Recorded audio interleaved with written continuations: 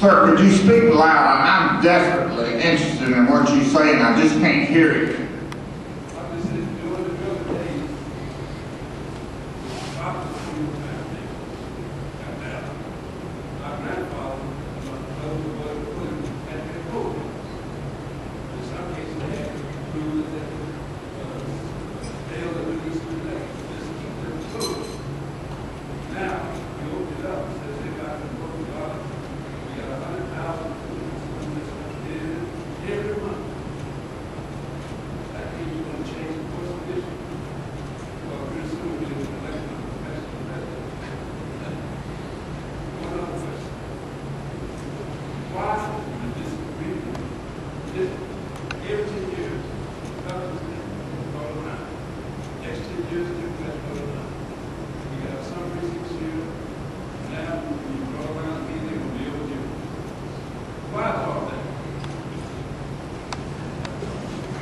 On the redistricting part of the question, it's done simply because the Virginia Constitution requires it.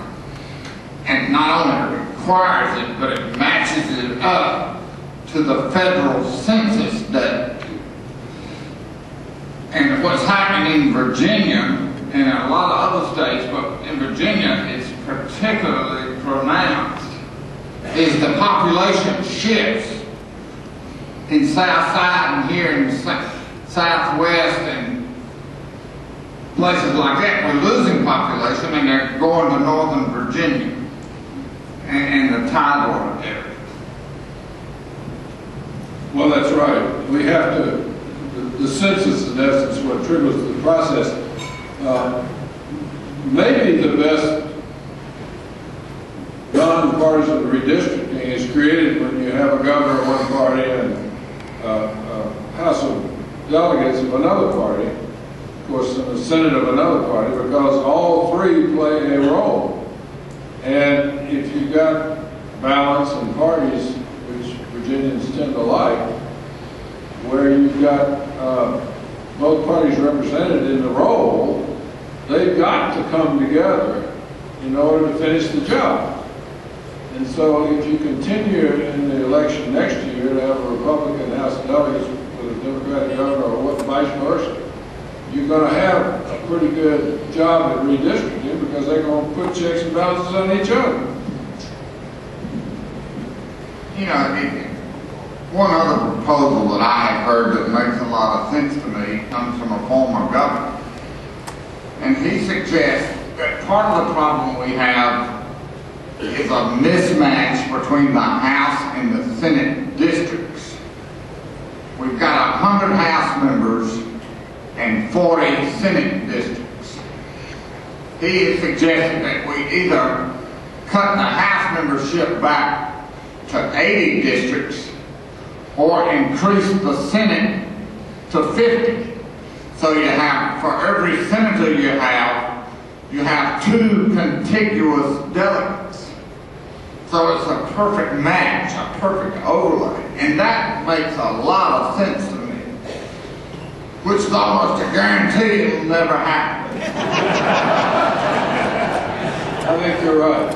They couldn't get that redistricting bill through this year. I'm not sure about that. Maybe if you cut the House of Delegates from 100 to 80, you'd have to make it effective in 2050. Is our last question? Did you see some of these campaigns by small groups go out and register people that have no, at least they that go wrong, that they really didn't have any interest at that point in the register? Do you see those types of campaigns as an attempt to buy votes for certain candidates? Well, you might call it that. I mean, obviously, it's about splinter groups or small groups trying to promote registration among targeted groups to vote for a certain candidate. This has happened all the time in history. It's nothing new, and it continues to happen.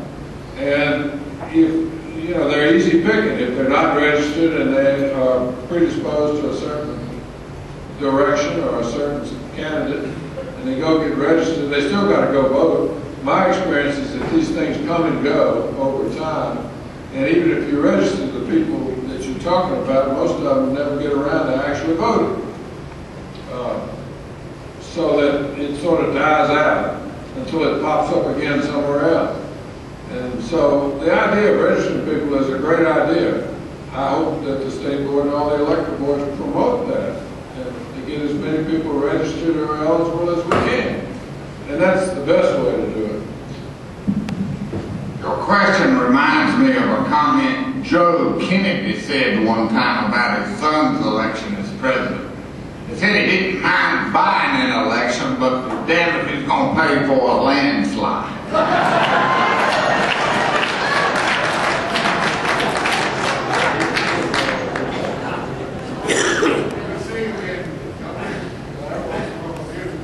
Back to the redistricting for home.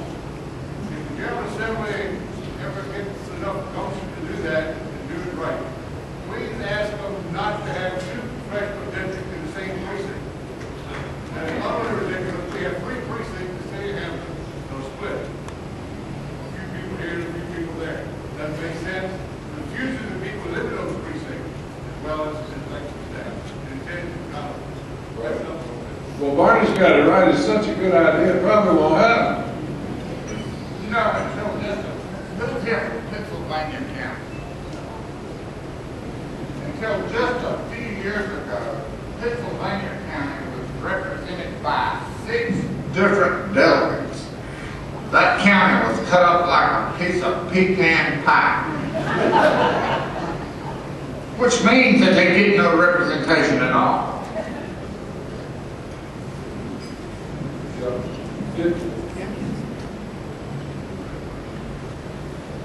Question?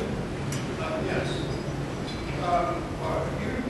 You wouldn't be concerned with the fact that we have electronic voting machines that are not going to individual ballots and tables tabulations, and it doesn't give a receipt.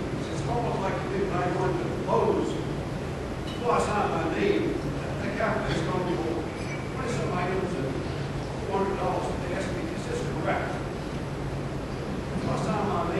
What do you need the ballot for? State law won't let you recount them. All you can do is redo the math on it.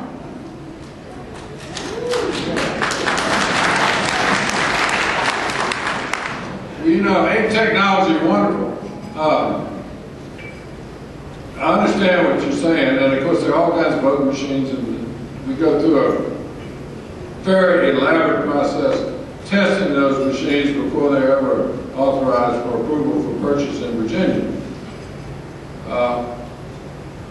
This idea of a printed trail, a receipt, whatever you want to call it, has been debated now for some, 10 years, a long time.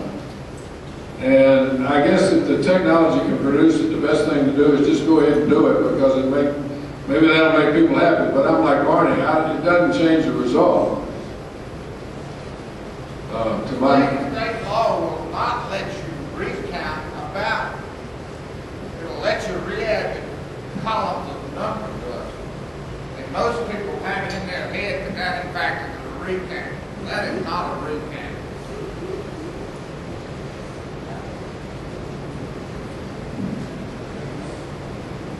It's been a delight being with you. Thank you for putting up with my foolishness. Really enjoy it. Don't forget to vote. Vote for the right person.